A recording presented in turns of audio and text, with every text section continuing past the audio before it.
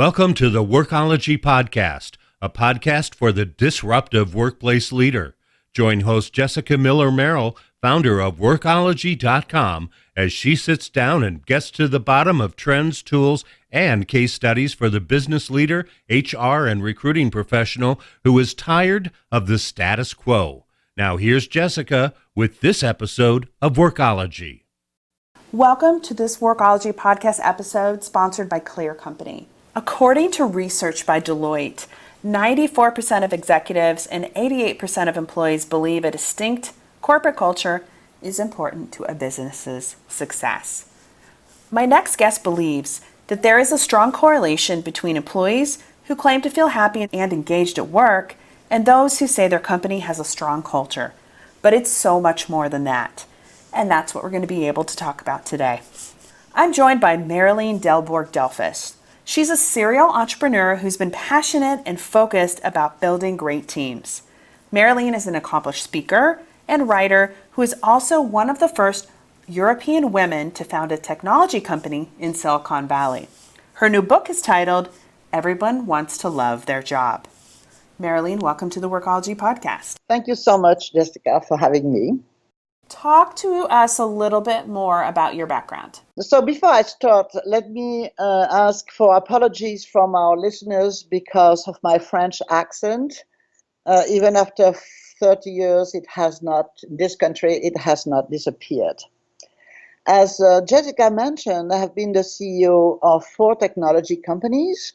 I have also helped multiple companies of all sizes in all sorts of business areas as a management consultant or as a board member. And of course, I have also hired directly hundreds of people. I started my professional life in academia, and my interest for solid research has never left me. In fact, I have always tied my experience as an executive with data. This is reflected in my book. A little while ago, I started a company, WorkRise, with a friend. WorkRise measures the employee experience applying methodologies used by behavioral economists. And this has enabled me to complement my direct practice on the field, my knowledge of university research, with much larger data sets that we have collected from multiple companies. Awesome. Well, Marilene and I have been friends for a long time, so I'm a fan and a friend, and I want to talk more about your new book. It's titled Everyone Wants to Love Their Job, and I think the book, it's very interesting and very well researched and a lot of great insights, which we'll talk about in a minute, but I felt like it was a little bit of a paradox when we think about the title, Everyone Wants to Love Their Job, when in practice, so many people are disengaged or dislike their work. Why is that? Well, it's not so much of a paradox, actually. Complaining is not always sheer negativity. It can also reflect our desire that the pain would disappear, and it also expresses a hope for change. So ultimately, complaining may be a way to channel our expectations into positive outcomes. In many cases, our complaints about work relate to the quality of our life at work and not to the fact that we must work. Recently, I saw a report in Europe saying that 60% of employees were unhappy at work, but about the same percentage of people were saying that they were happy to go to work every morning. And it's not contradictory. Look at it this way. Disappointment in love doesn't mean that we hate love or that we are indifferent to love. It only means that we become wary about how much we can feel we should be involved in a love relationship. It's really about the same thing for work. Disengagement at work is not indifference. It's more of a coping mechanism, a way to distance ourselves emotionally in order to avoid a slap in the face. So disengaged people bear with all sorts of nuisance and burdens, such as toxic culture, stress, lack of autonomy, lack of flex time, or other problems. Disengagement is only a reduced commitment, not a lack of commitment. Disengaged employees give only a part of what they could give. They do their work for the money, not for the meaning of the work or the meaning of the company. They act, I would say that they are only extrinsically and not intrinsically motivated and won't do more than what they have to do in order to avoid trouble. I love your point about love because we've experienced maybe a bad relationship or had challenges in love doesn't mean that we still aren't on the search to find love or that perfect partner. Exactly. And I think many companies can hire people who have been disengaged in prior companies, but they want to show that it's possible not to be disengaged. And it's possible to better and commit more. Your book starts off by talking about talent and culture first. Not surprisingly, the biggest human capital concern for business leaders today, according to a 2018 Conference Board survey, is talent attraction and retention. How do talent and culture play together? Yes, the biggest concern, according to that survey, is talent attraction and retention. This concern is not new, though. Regardless of the job market, you want to attract the right talent and retain the right people, and ultimately retain your employees if they were the right people in the first place. So what is new? It is the difficulty to attract talent and the difficulty to retain them. It's not all about supply and demand. It's the ability for companies to be motivating enough to attract and retain. Talent attraction is about a company comes across externally for job seekers. Talent retention is about how a company comes across internally for employees. So what does it mean? People want to stay if they feel they belong in the company and not simply if they belong to the company. People will want to come if they feel they will belong in the company. And what is the sense of belongingness? It is the company's culture as people experience it. It's the company's culture as it radiates inside and outside. So what the data analyzed show is that attraction and retention problem or successes are almost entirely dependent upon a company culture and how this culture sits in our society at large. And here's the problem. As companies, we empower users and consumers. So why do we believe that employees will bear with us if we disempower them when they are inside a company? Employees are people, and as people, we drop archaic companies that do not deliver the service that we expect. As people, we have reason to flee antiquated managerial structures and practices. To attract and retain employees, company must deliver purpose, development, and coaching. These are the expectation of the millennials, but also of older generations. In less than 5 years, Generation Z will show up. They were born after the fall of the Berlin Wall and had an iPhone in their hands before middle school. If we try to justify nonsense, they will wonder from which planet we are. So, as multiple authors before and after him, James Haskett, the author of The Culture Cycle, has shown that an effective culture can account for 20 to 30% of the differential in performance compared to culturally unremarkable competitors. He offers ways to calculate culture's economic value through 4 R's: referrals, retention, returns to labor, and relationship. He shows that engaged managers and employees are much more likely to remain in organization, which means fewer hires from outside the organization, lower recruiting, hiring, and training costs, and higher productivity. So the companies that are serious when they say that their biggest concerns are talent acquisition and retention must work on their culture if they don't want to spend more and more money to attract talent or bleed money year in and year out because their employees leave after 2 or 3 years and even sometimes even faster. So the best talent we attract are the talent we can retrain. We hire people, but we create employees. We create talent. And we do so by hiring more people on their potential, by designing the work differently, by building teams differently, and by building up the sense of self-importance among employees. So basically, the ability to attract talent is more the ability to create talent from inside and to become a company that is, I would call, a learning organization.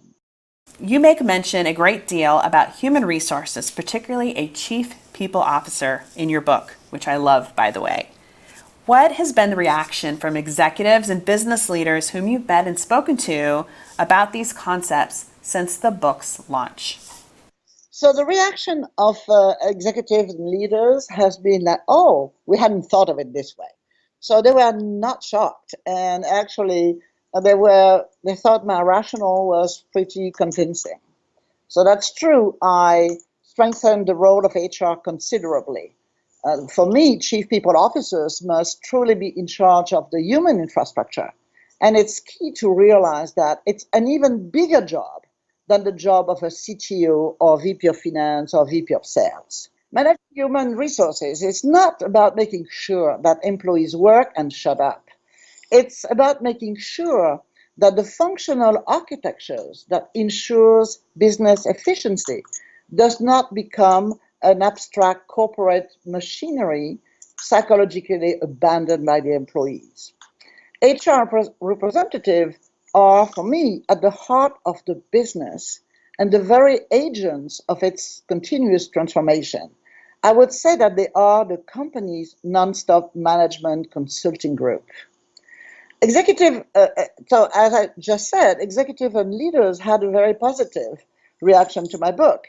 They realized that they paid a lot of attention to hiring when the company was small, but started to look at recruiting and people management as routine tasks as the company grew. But no company has ever grown in autopilot mode. Growing a company is far more work, not less work, than getting it off the ground. Growing sales is far more work than making the first sales. Growing the technology infrastructure is far more work than setting up 1 or 2 servers on Amazon. Growing a workforce is far more work than just hiring the first 100 employees. Because if you want employees to be engaged and productive, you have to make sure that they don't feel like cogs in a corporate machinery. So you must have HR department that focus on organizational behavior and work on how employees feel at work and see their role in the organization. When they don't see and don't feel it, they believe that nothing will change if they call in sick. In fact, the reason why the launch was very well received is that I'm not advocating something crazy. I'm simply advocating something that is downright common sense, logical, and completely actionable. I love that you take that point of view and you're not afraid to say that to executives and business leaders, because I think a lot of times we want to make it overcomplicated, but you're saying HR, very important to the organization. It's critical to be able to grow your organization, to have somebody in place. What I do love about what you just said is also the growth part. The harder parts of an organization are not the start, but when you're in hyper growth mode, and I don't think we necessarily think about that, it's sort of romanticized to be a startup and to be a bootstrapped CEO, when you're saying that that's hard, getting your first customer is hard, but the real work happens when you're moving your organization from 100 to 2,000. Yes, exactly. Let's take a reset. This is Jessica Miller Merrill, and you're listening to the Workology podcast sponsored by Clear Company. Today, we are talking about how to build a culture of talent and trust with Marilyn Delborg-Delphis. You can connect with Marilyn on Twitter at MDDDelphis. That's MDDELPHIS. This podcast is sponsored by Clear Company. Clear Company is the world's fastest growing talent management platform, allowing companies to easily hire, retain, and engage more A-players. Visit clearcompany.com to sign up for a free demo. You say in your book, and I quote, diversity must be a core dimension of the business, not a mere feature. What did you mean by this? So we live in a diverse culture composed of different ethnicities, religion, sexual orientation, age, and the female population is larger than the male populations. We address diverse geographies and also target diverse audiences. So diversity must be a core business dimension. And if we don't want a company to be an abnormal island in society at large, unless the company is designed to address a different planet or a very narrow target. So I would say that diversity is the heart of the business. Diversity initiatives focus primarily on bias reduction. This is great. But it's also far more complex than that. Our research on employees' emotion using the WorkWise methodology I described earlier shows that obsessing over diversity can lead to creating an environment of particularities that ends up reinforcing stereotypes. We also notice that what can be perceived as bias at first sight may actually not be so simple. For example, you can have groups of employees who resist diversity initiative not because they have biases, but simply because they are so unhappy with their own fate that they ultimately look at diversity initiatives as a way to divert attention from addressing the problems that they experience every day. So the truth is that if your current workplace is disengaged or moderately engaged, your diversity initiative will fail because all your employees, diverse or non-diverse, will be unhappy anyway. And the diverse elements you hired will come across as tokens. So infusing diversity within the organization requires that you fix the company first and the way people work first. So the companies that have the highest chances of improving on diversity work seriously on various key aspects of their recruiting strategy. I will mention two important areas. Definition of the position. Companies look for people who have done it before or have specific degrees from certain universities. But what do? They are simply reproducing the status quo. So they can't have a diversity strategy.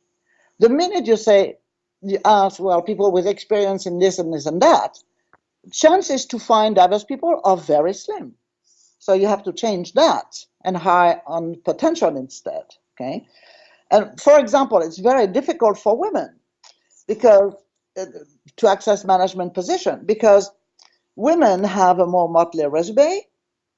And this motley resume is perceived as a weakness when actually it should be perceived as a strength and a sign of true ability to learn and adapt to new situations, which is what you need in an organization that need to be ready for the future of work.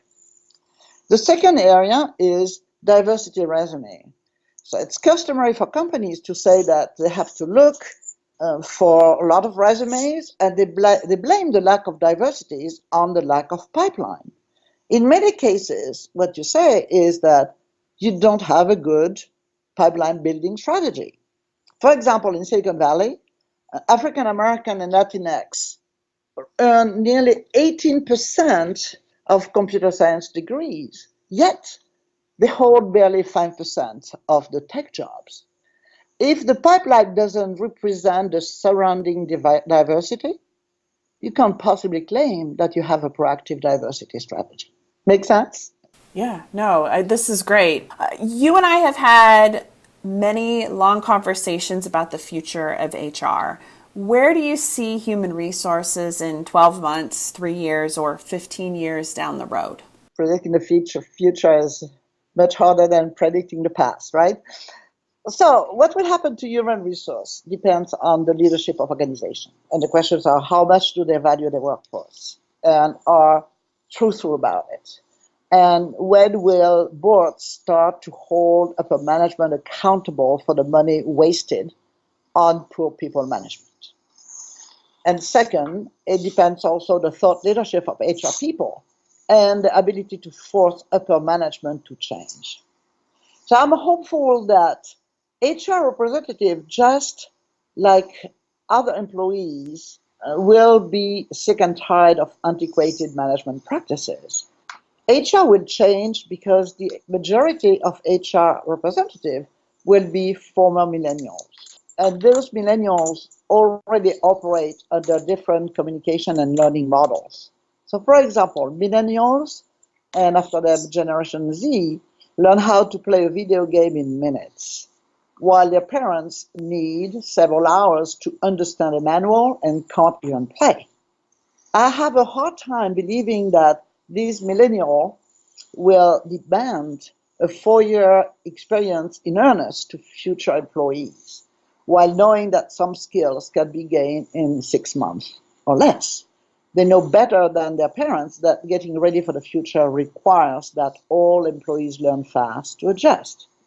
So predicting the future is hard, but there is one thing we can say, is that revolutions, whatever the domain, always result from demographic pressures.